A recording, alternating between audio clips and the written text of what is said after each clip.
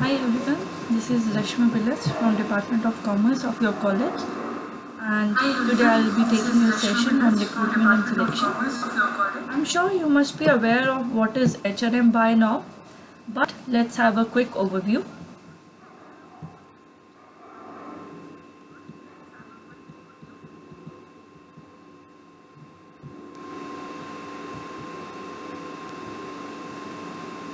Students, before starting with the introduction, there are some points which I want to discuss with you all. First point, I know हमारे पास Hindi medium और English medium दोनों के students हैं, तो मैं कोशिश करूँगी कि मैं मिक्स लैंग्वेज में पढ़ाऊँ सो दैट सारे बच्चे कनेक्टेड फील करें. सेकेंड पॉइंट, मैंने कोई भी प्रेजेंटेशन टाइप नहीं की है. I have used black board. उस पर मैंने सारी चीज़ें लिखी हैं और एक्सप्लेन करी है सो दैट हमें वो क्लासरूम वाली फीलिंग आए. एंड थर्ड पॉइंट, जो मुझसे पहले पढ़ चुके हैं बच्चे, उनको पता है कि मेरी राइटिंग बहुत बुरी है. तो अगर आपको कोई वर्ड या टर्म समझ में नहीं आए, please feel free to ask. So start करते हैं बच्चों आज का टॉपिक, जो कि है रिक्रूटमेंट एंड सिलेक्शन. बट उससे पहले एक ब्रीफ इंट्रोडक्शन ले लेते हैं ह्यूमन रिसोर्स मैनेजमेंट की, जो कि आई एम श्योर आपको अब तक पता चल चुका होगा. Human resource management is basically managing the whole human resource, or should I say personal employees of the organization.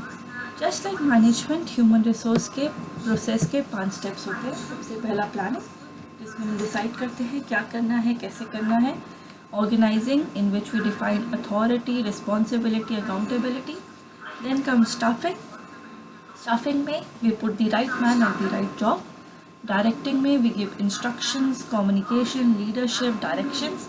And last controlling, जिसमें हम ये देखते हैं कि क्या जो ऑब्जेक्टिव हमने प्लानिंग में सेट करा था वो अचीव हो भी पाया है कि नहीं. बट इन सारे प्रोसेस में सबसे इम्पॉर्टेंट प्रोसेस है स्टाफिंग, क्योंकि उसी में हम लोग अपने एम्प्लॉयज़ को सिलेक्ट करते हैं, चूज़ करते हैं, इनवाइट करते हैं कि वो हमारी ऑर्गेनाइजेशन में आए और उसमें इंटरव्यू दें. तो आज जिस चीज़ पर हम फोकस करेंगे दैट इज़ स्टाफिंग.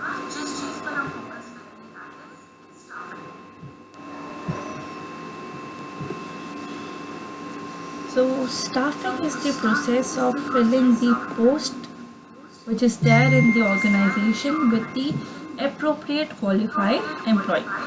Basically ये एक प्रोसेस है जिससे हम अपनी ऑर्गेनाइजेशन के एम्प्लॉयज़ को एक्वायर करते हैं, उनको रिटेन करने की कोशिश करते हैं और एक अच्छी क्वांटिटी और क्वालिटी मेंटेन करके रखते हैं सो दैट हमारी ऑर्गेनाइजेशन स्मूथली काम कर सके. इसमें बेसिकली 2 काम होते हैं. नंबर 1, सबसे पहले हम आइडेंटिफाई करते हैं कि हमें कितनी वर्कफोर्स की रिक्वायरमेंट है. दैट इज़ डिसाइडिंग हमें कितने लोग चाहिए, कौन कौन सी पोजीशंस पर चाहिए, क्या उनकी बेसिक रिक्वायरमेंट्स होगी. Requirements as in any physical requirements like जो हमें पुलिस कमिश्नर या पुलिस पोजीशंस, मिलिट्री, इन सब चीज़ों में चाहिए होती है. या what will be the educational requirement for the employees which we want to employ in our organization. Broadly staffing में 2 प्रोसेस है जो काम करते हैं. सबसे पहला है recruitment and then it is selection.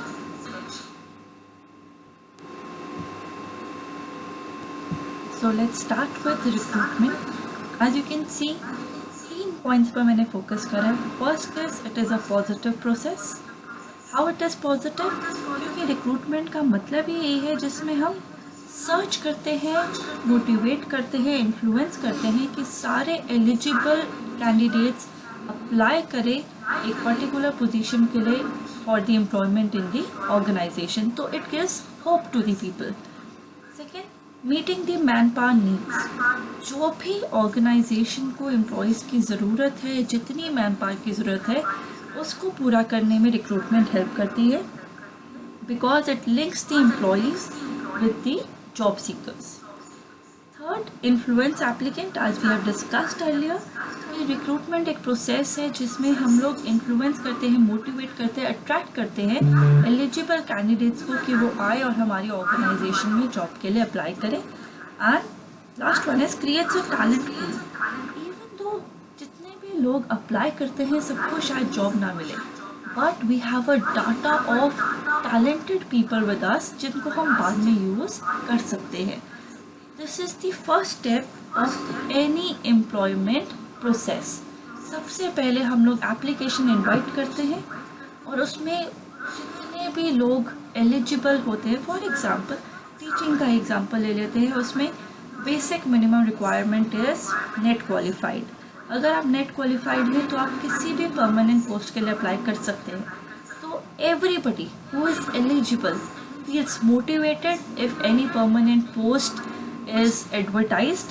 तो वो पॉजिटिव प्रोसेस है, everybody apply for the job, even though not everybody gets the job, but the job seeker, the job seeker visit the particular organization, they get to meet the employees, and employees have a data which they can use whenever they feel the need to recruit anybody else। So recruitment क्या है? Basically it's a positive process जिसके through हम influence करते हैं, motivate करते हैं कि जो भी प्रोस्पेक्टिव एम्प्लॉय है, एलिजिबल है, वो हमारी ऑर्गेनाइजेशन में अप्लाई करे फॉर अ पर्टिकुलर जॉब।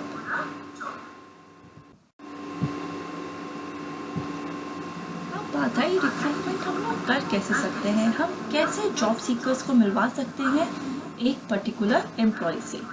दो तरीके होते हैं जिससे हम रिक्रूटमेंट कर सकते हैं, जिनको हम ब्रॉडली बोलते हैं recruitment sources, internal and external. नाम से ही पता चल रहा है, internal are the sources which are within the organization, जिसमें हम लोग बाहर कहीं पर कदम नहीं रखते हैं या बाहर किसी को खबर नहीं होने देते हैं। अगर हम टेक्निकल तरीके से बात करें, हम ऑर्गेनाइजेशन के अंदर से ही भर्ती कर लेते हैं। Second is external, as clear from the name, it is from outside world, जिसमें हम ऑर्गेनाइजेशन के बाहर से ब्रॉडर प्रोस्पेक्टिव से हम लोग जॉब सीकर्स को सर्च करते हैं। Now let's discuss the sources in details. सबसे पहले डिस्कस करते हैं internal sources which are within the organisation.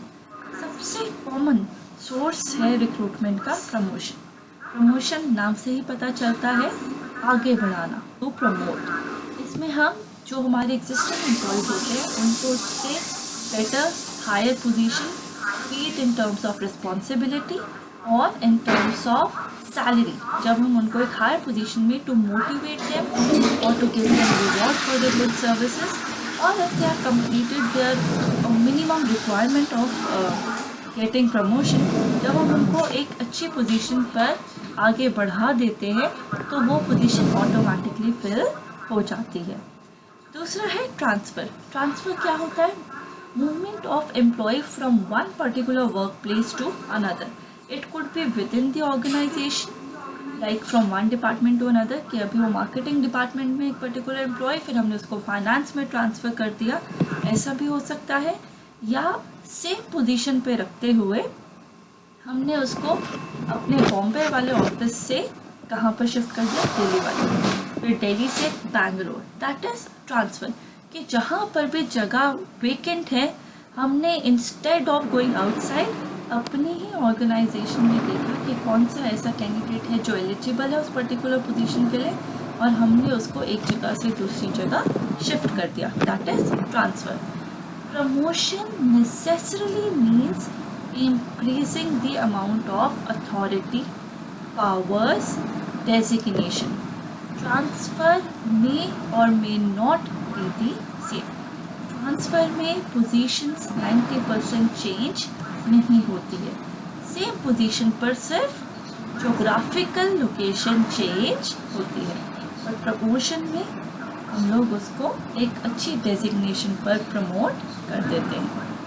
Third is retired employee. Sometimes organisation feel the need to reemploy their retired employees.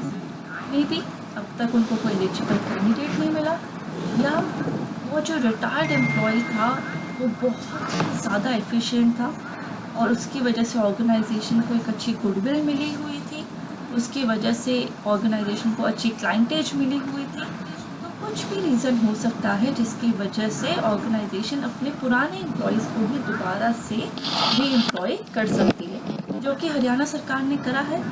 बहुत सारे सरकारी school की जो teachers थी जो रिटायर हो गई थी, उनको बाय इनविटेशन उन्होंने दोबारा से एम्प्लॉयमेंट दे दी है after their retirement. Next is employee referrals. Employee referrals is किसी आपके एग्जिस्टिंग एम्प्लॉय ने रेफरेंस इन द सेंस आपको एक तरीके से गाइड कर दिया कि there is a person I know, ठीक है, and he is eligible for the job and you can go through the resume of that particular person. Can be by the way of giving your resume, it could be informal way, but usually आज के time पे IT companies में सबसे common तरीका हो गया है ये जॉब्स पाने का, दैट इज़ एम्प्लॉय रेफरल। कि आप किसी पुराने एम्प्लॉय को कहें कि उसके अकाउंट के through they refer you for a particular job, और जो एम्प्लॉयज़ के थ्रू रेफरेंस आती है उनको फिर भी ऑर्गेनाइजेशन थोड़ी सी प्रेफरेंस देती है, because everybody trust their existing employees. उनको लगता है कि अगर ये किसी पर्सन की रेफरेंस लेके आ रहा है तो हो सकता है कि वो ठीक हो, क्योंकि उसकी भी जॉब पर बात आ जाएगी।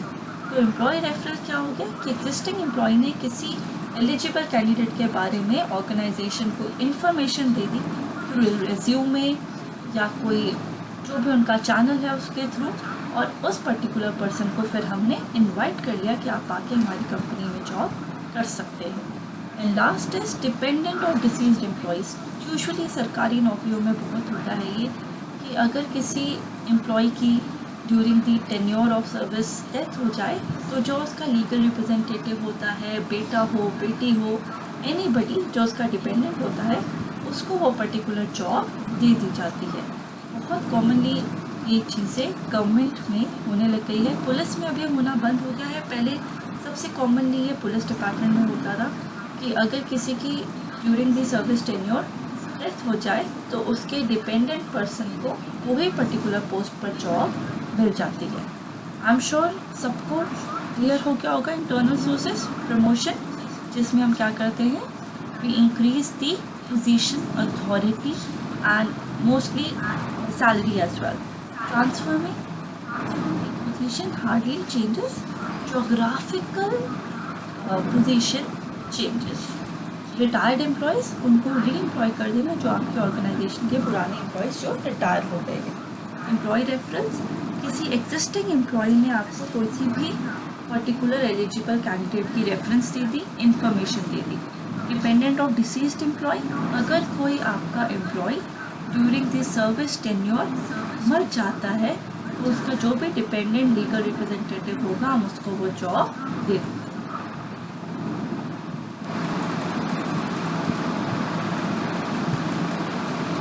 Internal sources of recruitment, here comes the external sources। नाम से ही पता चल रहा है वो सारे सोर्सेज, वो सारे ज़रिए जो ऑर्गेनाइजेशन से बाहर। सबसे पहला और सबसे कॉमन सोर्स है एडवर्टीजमेंट। न्यूज़पेपर में क्लासिफाइड कॉलम हो या जॉब्स एंड करियर का एक अलग पूरा कॉलम आ जाता है, बहुत बार एडिशन आता है न्यूज़पेपर्स का। जब एडवर्टीजमेंट होती है कि हमें इस पर्टिकुलर पोस्ट के लिए इतनी वैकेंसीज है, this is the minimum qualification, last date to apply, this will be the process, that is the most common you have recruitment. Usually government के लिए तो कंपल्सरी है बच्चे की एडवर्टीजमेंट तो निकालनी ही निकालनी है in number 1 Hindi newspaper and English newspaper and their particular website.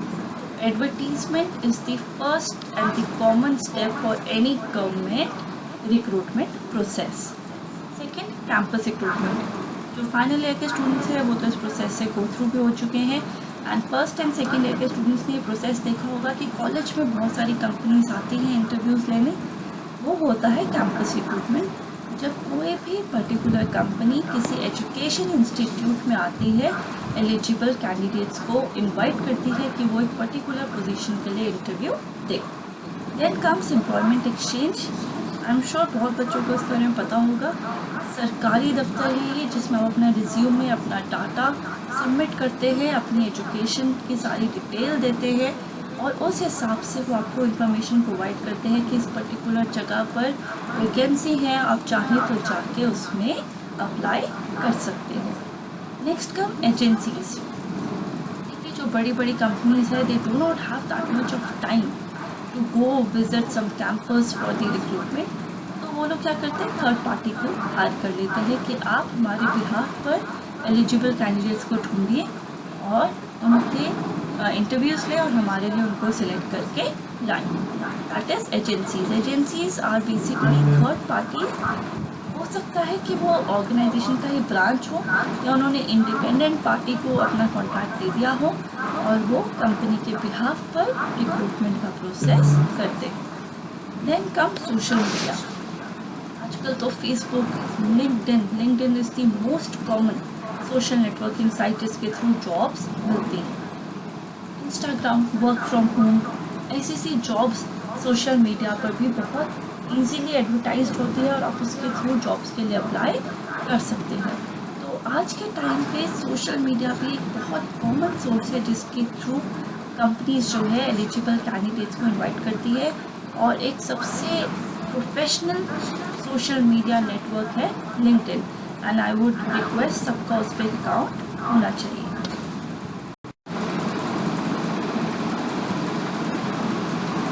Now, after discussing the sources of recruitment, it is very important to have a detailed knowledge of the factors affecting all these sources.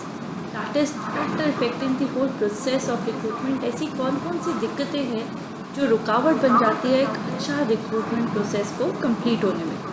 इसको भी broadly दो हिस्सों में divide करा गया है, internal and external.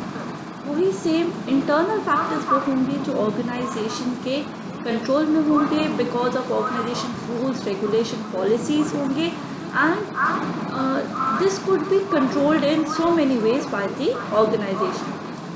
But the external factors are those factors which are beyond the control of organisation. उस पर ऑर्गेनाइजेशन का कोई कंट्रोल नहीं है, उनको वो रूल्स रेगुलेशंस फॉलो करने ही पड़ेंगे और उसकी वजह से उनको अपने रिक्रूटमेंट की पॉलिसी प्रोसेस को चेंज करना पड़ेगा.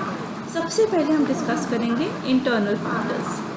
सबसे जो पहला फैक्टर है वो है कंपनी पैकेज. आप कॉलेज में भी देखिए, जब हम बच्चों को बोलते हैं कि एक particular company is coming for recruitment, बच्चों का पहला क्वेश्चन ये होता है कि मैम पैकेज कितना दे रही है.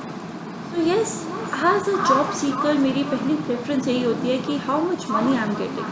सो if a company is giving comparatively less amount of package, definitely उसमें बहुत कम लोग अप्लाई करना चाहेंगे. तो कंपनी जितना पैकेज दे रही है एक पर्टिकुलर जॉब का, वो बहुत बड़ी दिक्कत बन जाती है कभी कभी रिक्रूटमेंट प्रोसेस को सक्सेसफुल होने में. Second is work type. इस तरीके का काम है.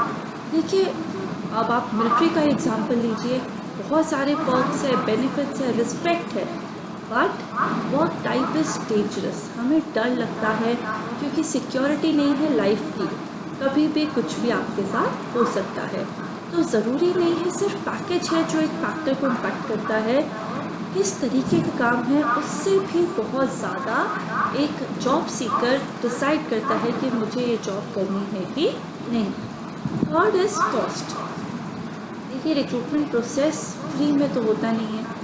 आप एडवर्टीज़मेंट से लेके एप्लीकेशन फॉर्म से लेके जगह जगह जाके इंटरव्यू लेना, ट्रैवलिंग एक्सपेंसेस, फूड एक्सेट्रा में बहुत सारे ऐसे खर्चे होते हैं जो मिसलेनियस होते हैं, बट जब वो मिलते हैं तो बहुत बड़े खर्चे हो जाते हैं. तो एक छोटी कंपनी के लिए एक बड़ा रिक्रूटमेंट प्रोसेस पूरा फॉलो करना पॉसिबल नहीं है. तो इस चक्कर में वो एक बहुत अच्छे एम्प्लॉय को लूज़ कर सकते हैं. Next is company reputation. देखिए, अब मैं किसी बच्चे को बोलूँ कि किंगफिशर एयरलाइंस जॉब ऑफर कर रही है, बहुत अच्छा पैकेज है, सिक्योरिटी है, यू विल एंजॉय ट्रैवलिंग है, I am sure many of you will not apply for the job. Why? Because Kingfisher की रेप्यूटेशन ऐसी बन चुकी है. विजय माल्या जो उसका ओनर था, ही हैज़ कमिटेड फ्रॉड. पिछले 4-5 महीनों से किंगफिशर एयरलाइंस ने सैलरी नहीं दी थी अपने एम्प्लॉयज़ की. उसके बाद उन्होंने एम्प्लॉयज़ को बिना सैलरी के निकालना शुरू कर दिया. Kingfisher airline is going in losses, bankrupt declare होने वाली है कंपनी. तो ये कंपनी की रेपुटेशन, इमेज, गुडविल कैसी है वो भी बहुत ज़्यादा इम्पैक्ट करती है रिक्रूटमेंट के प्रोसेस को. And last is organisation culture. किस तरीके का माहौल है ऑर्गेनाइजेशन में, क्या रूल्स रेगुलेशंस फॉलो होते हैं, स्ट्रिक्टनेस है, ज़्यादा लिबर्टी है, ज़्यादा फेवरेटिज़म होता है, या बहुत ज़्यादा भेदभाव करती है वो कंपनी, या रूल्स रेगुलेशंस बहुत ज़्यादा स्ट्रिक्ट है, ये सारे डिसीजन भी इम्पैक्ट करती है एक जॉब सीकर को कि क्या मुझे इस कंपनी में जॉब के लिए अप्लाई करना चाहिए या नहीं करना चाहिए। तो ये सारे थे इंटरनल फैक्टर्स जो ऑर्गेनाइजेशन के अंदर के फैक्टर्स हैं, उनके रूल्स रेगुलेशंस, माहौल को लेके जो प्रॉब्लम्स क्रिएट होती हैं एक अच्छे रिक्रूटमेंट प्रोसेस को सक्सेसफुल ना होने में। अब हम डिस्कस करते हैं एक्सटर्नल फैक्टर्स। सबसे पहला पॉइंट है रिजर्वेशन। डेफिनेटली गवर्नमेंट का रूल है कि पर्टिकुलर कास्ट को इतने % की रिजर्वेशन देनी है, पर्टिकुलर बैकवर्ड कोटे को रिजर्वेशन देनी है, या फिजिकली हैंडीकैप को रिजर्वेशन देनी है, फॉर दैट मैटर विमेन को रिजर्वेशन देनी है। तो अगर मैं रिक्रूटमेंट करना चाहती हूँ 10 पोस्ट की, तो मुझे हर पोस्ट की रिजर्वेशन के हिसाब से बाइफिकेशन करनी पड़ेगी, because it's a rule of government. तो येस, मेरे रिक्रूटमेंट प्रोसेस को, उसकी पॉलिसी को रिजर्वेशन इम्पैक्ट करेगी। Next is socio economic condition. देखिए, आपके आसपास आजकल जिस वजह से हम ऑनलाइन पढ़ रहे हैं, कोरोना वायरस बहुत ज़्यादा फैल रहा है इंडिया में। That is why we want our students to be safe, stay at home, but we don't want to lose them, we don't want to lose the connection with them, we don't want them to lose connection with studies. तो इसीलिए हमने online ये process अपना start करा education का। तो ये economy और सोशल कंडीशन ही तो है जिसकी वजह से हमारा एजुकेशन सिस्टम कितना चेंज हो गया।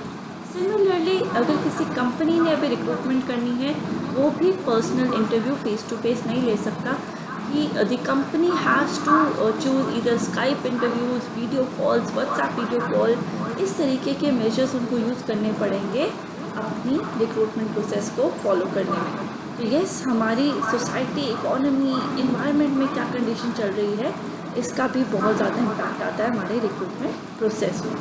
Next is competition. Definitely competition कितना है मार्केट में एक पर्टिकुलर पोस्ट के लिए, ये भी बहुत ज़्यादा इम्पैक्ट करता है आपके रिक्रूटमेंट प्रोसेस को। अब देखिए, every I should not say this thing, but yes, every second family has an engineer. BTech कर रखी है बच्चों ने, इतनी कंपनीज नहीं है जितने जॉब सीकर्स हैं। Yes, there is lots of competition. As a BTech graduate मेरे लिए बहुत ज़्यादा कंपटीशन है मार्केट में, तो मेरे को उस हिसाब से रिक्रूटमेंट का प्रोसेस देखना पड़ेगा। और एक कंपनी को बहुत ज़्यादा एप्लीकेशंस मिलेंगे, बट हो सकता है वो इतने डिज़र्विंग कैंडिडेट्स ना हो। खर्चा तो हो गया कंपनी का, कंपनी इंटरव्यूज़ भी ले रही है, बट एलिजिबल कैंडिडेट नहीं मिल पा रहा, तो वो थोड़ा सा नॉन फ्रूटफुल प्रोसेस हो जाता है। सिमिलरली, दूसरे तरीके से अगर देखा जाए कि अगर एक कंपनी है, उसका बहुत स्ट्रॉन्ग कंपटीशन है मार्केट में, बहुत ज़्यादा कॉम्पिटिटर्स हैं, तो आपको ऐसा पैकेज देना पड़ता है कि वो एम्प्लॉई आपको सिलेक्ट करे। आपको ऐसे बेनिफिट्स देने पड़ते हैं जो बर्डन क्रिएट करता है एक पर्टिकुलर कंपनी में, बिकॉज एक अच्छे एम्प्लॉय को वो कंपटीशन वाली कंपनी में लूज़ नहीं करना चाहते। एंड लास्ट इज डेमोग्राफिक और नेचुरल फैक्टर्स। देखिए, इस जगह पे आपको जॉब मिल रही है, ये भी बहुत ज़्यादा इम्पैक्ट करता है आपके रिक्रूटमेंट प्रोसेस को। फॉर एग्ज़ाम्पल, इफ़ आई से कि I will give you a good package, very good culture, आपके हिसाब से जॉब बनी हुई है, बट वो जॉब श्रीनगर में है या लेह लद्दाख में है, जहाँ पे हर वक्त बर्फ़ गिरती रहती है, या श्रीनगर में हर वक्त कर्फ्यू रहता है, तो definitely I will think about it कि यार नेचुरल कंडीशन या डेमोग्राफिक कंडीशन मेरे को ज़्यादा सुटेबल नहीं लगती है जॉब की, I can not go to that particular place for the job. तो आपके जो जॉब जहाँ पे आप प्रोवाइड कर रहे हैं, उसके डेमोग्राफिक और नेचुरल कंडीशन क्या है, इन्वायरमेंट कैसा है, वो भी एक प्रॉब्लम बन जाता है कभी कभी एक अच्छे एम्प्लॉय को अट्रैक्ट करने में।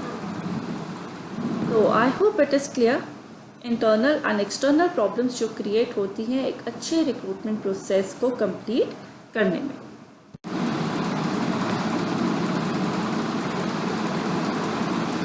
ओके, सो रिक्रूटमेंट इन्वॉल्व्स इनवाइटिंग एप्लीकेंट्स। अब एप्लीकेंट्स तो आ गए, अब आ जाता है सबसे critical and important part, that is choosing the right candidate for the right job. तो उस प्रोसेस को हम बोलते हैं selection.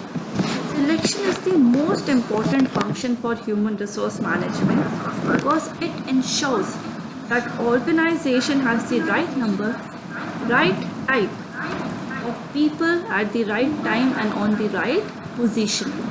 That is why selection has been termed as the negative process. Why? Because we reject the non-eligible candidate and we accept only those candidates who we feel are appropriate for a particular job. That is why I have written in the last, choose the best, reject the best. The rejection word itself is negative. That is why selection has been termed as the negative process.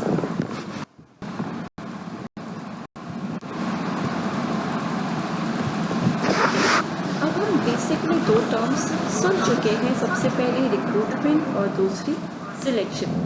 दोनों terms बहुत commonly एक time पर use होती है, but in दोनों में बहुत major difference है और वही डिफरेंस हम इस स्लाइड में पढ़ेंगे। सबसे पहले है रिक्रूटमेंट का मतलब है इट इनवाइट्स एलिजिबल कैंडिडेट। ये सिर्फ मोटिवेट करता है कि जो भी कैंडिडेट एक पर्टिकुलर जॉब के लिए एलिजिबल है, be it medically, be it physically, be it qualification wise, they should apply for a particular post.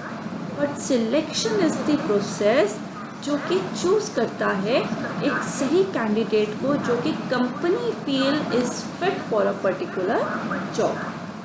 Next is the purpose of recruitment is to create a talent pool, कि हम एक एरिया क्रिएट करते हैं जहाँ पे 100 eligible candidates are available for us, कि हमने एक पर्टिकुलर पोस्ट के लिए 100 कैंडिडेट्स अवेलेबल हैं, अब हम इनमें से किसी को भी सिलेक्ट कर सकते हैं।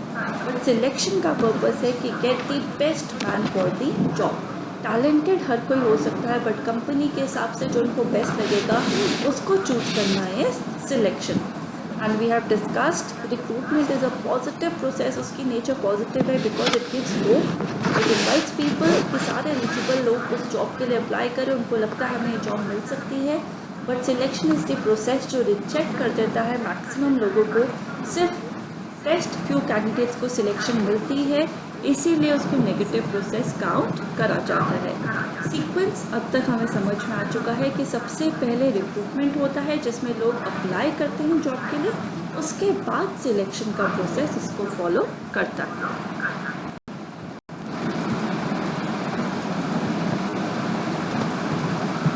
अब हम डिस्कस करते हैं कि सिलेक्शन का जो पूरा कारवां है, जो पूरा प्रोसेस है, वो कौन कौन से स्टेप से गुजरता है और कैसे एक एप्लीकेंट एक सक्सेसफुल कैंडिडेट बनता है और कैसे उसको कंपनी चूज़ करती है। तो सबसे पहला स्टेप जो सिलेक्शन के प्रोसेस में आता है वो है इनवाइटिंग एप्लीकेशन, जिसको हमने दूसरा नाम दिया है रिक्रूटमेंट, जिसमें हम एडवर्टीजमेंट करके या किसी भी इंटरनल एक्सटर्नल सोर्स को यूज़ करके एलिजिबल कैंडिडेट को इनवाइट करते हैं कि कंपनी में आए और एक पर्टिकुलर पोस्ट के लिए अप्लाई करें।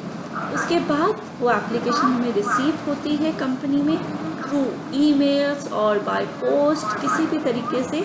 उसके बाद स्क्रीनिंग होती है। सबसे पहले जो रिजेक्शन हो जाती है वो स्क्रीनिंग के थ्रू हो जाती है, प्रीलिम्स जिसको हम बोलते हैं रिजेक्शन, जिसमें हमें अगर फॉर एग्जांपल हमने कहा है हमें 2 साल का एक्सपीरियंस चाहिए, तो किसी कैंडिडेट का अगर वो नहीं है तो वो स्क्रीनिंग में ही आउट हो जाएगा।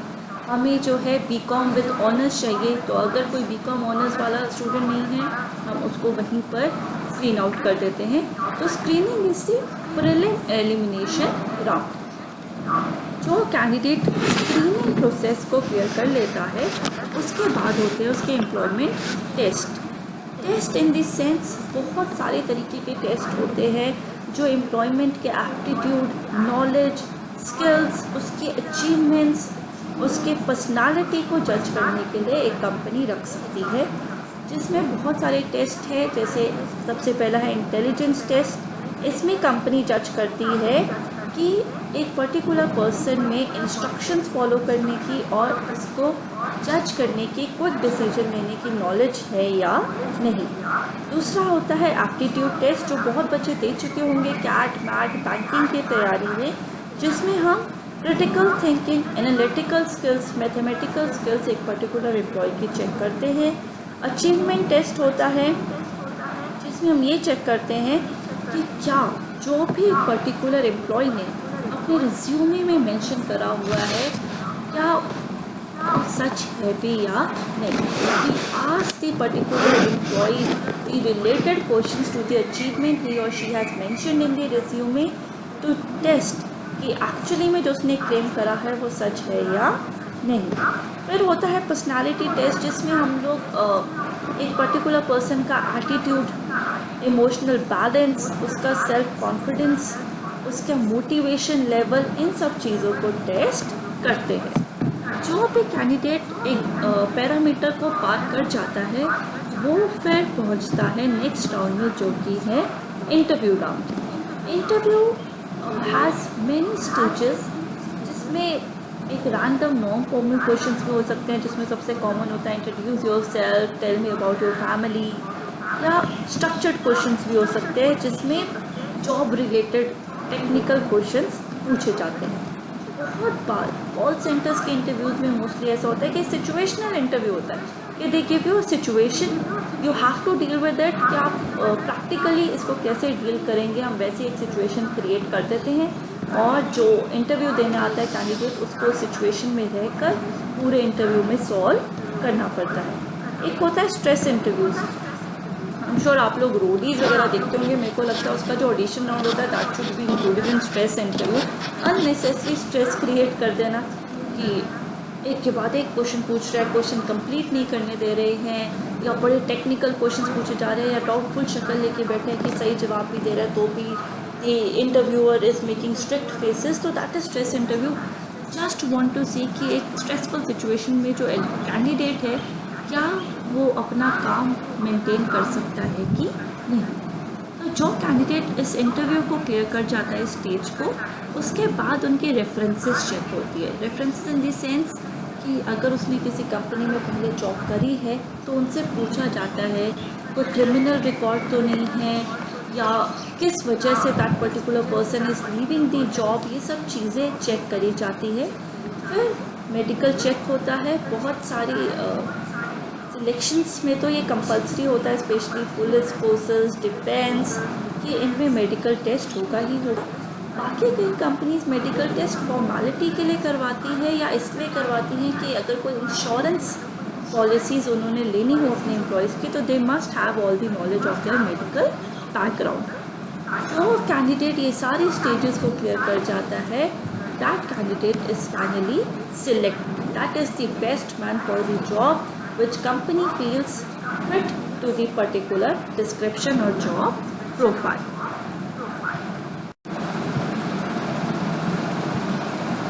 Last topic of my presentation is barriers of effective selection. ऐसी क्या क्या दिक्कतें हैं जो अराइज हो जाती हैं कि हम एक अच्छा एलिजिबल कैंडिडेट को उस पर्टिकुलर जॉब के लिए सिलेक्ट ना कर पाए. सबसे पहली प्रॉब्लम है इनइफेक्टिव रिक्रूटमेंट. जो रिक्रूटमेंट प्रोसेस हमने फॉलो करा है उसी में कोई फ्लॉ आ जाए, या हमने गलत सोर्स चूज़ कर लिया है रिक्रूटमेंट का, तो उस वजह से भी हम एक अच्छे एलिजिबल कैंडिडेट को एक पर्टिकुलर पोस्ट में सिलेक्ट करने से रह सकते हैं. It can create a problem in the process of selecting the right candidate for the particular job. Next is gender issue. कई जॉब्स ऐसी होती है जो हमने ना अपने दिमाग में स्टीरियोटाइप क्रिएट करा होता है कि टीचर है तो it should be female, maximum ये स्टीरियोटाइप होता है, या शेफ़ है तो मेल होगा, बट एयर होस्टेस है तो गर्ल्स होनी चाहिए. ये सारी हमारे दिमाग में इमेज बनी हुई है कि a boy can not be a steward, a boy can not be a lecturer, या अगर हम दिमाग में पिक्चर बनाते हैं ना एक मैनेजरियल पोजीशन की, there is always a male picture in our mind. तो gender issues specially in India is a big barrier कि हम एक पर्टिकुलर जेंडर को एक पर्टिकुलर पोजीशन पे इमेजिन ही नहीं कर पाते हैं कि अगर भाई कुकिंग का काम है तो it should be women, cleaning का काम है it should be women, why not main. This is the gender issue which arises in selection of a right candidate. Next is hello effect. That is a psychological barrier. कभी कभी हम एक particular characteristic की वजह से पूरी की पूरी इमेज एक पर्टिकुलर पर्सन की बना लेते हैं. फॉर एग्ज़ाम्पल, अगर इंटरव्यू में एक पर्सन 5 मिनट लेट हो गया तो हम सोचते हैं कि यार that person is not punctual, तो ये सीरियस नहीं होगा, ये किसी चीज़ को अच्छे से सुनता नहीं है, ये टाइम की कदर नहीं करता है. हो सकता है कि वो ऐसा ना हो, बाई चांस वो पर्सन लेट हो गया हो, या 5 मिनट लेट होने की वजह से शायद वो टाइम को वैल्यू नहीं करता, but we can not predict कि is lazy, he is non serious, ये कोई भी काम ढंग से नहीं कर पाएगा, हम इस पर ट्रस्ट नहीं कर सकते हैं, ये इंस्ट्रक्शंस फॉलो नहीं करेगा। एक कैरेक्टरिस्टिक की वजह से हमने पूरी इमेज फॉलो कर ली और उसकी वजह से एक गलत इमेज बनी और हम उस पर्सन को सिलेक्ट नहीं करते।